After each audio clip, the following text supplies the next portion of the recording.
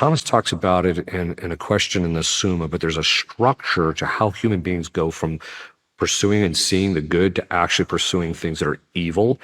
And it basically it's a process in which we have natural inclinations to things that are good. And so, for example, he says, he gives the example, a guy recognizes that fornication is immoral, right? So he recognizes that.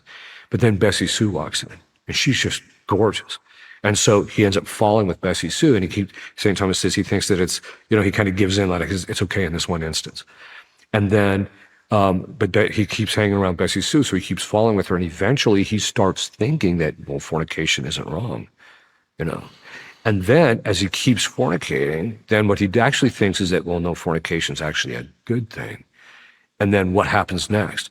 Well, people who tell me fornication's bad, they're evil people because I know fornication's good. That is the exact progression we actually saw in this country. The greatest generation knew that fornication was immoral, but they started fornicating behind the scenes, and that's where fornication really started. And how do we know? Because when the hippie generation started the fornication openly, they didn't stop them because, hey, well, can't tell them we did that because we did it, right?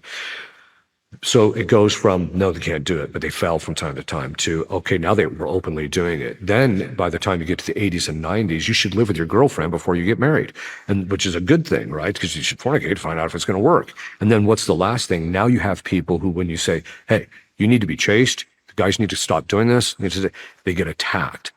And so in addition to the demons driving this, now you have people whose lives are so disordered that what they see as good is bad, and what they see as bad is actually good. And so they see, and this is why we actually see Christ mention this. He says there will come a time when they will actually believe that by eradicating the people who follow him, they're actually doing the will of God.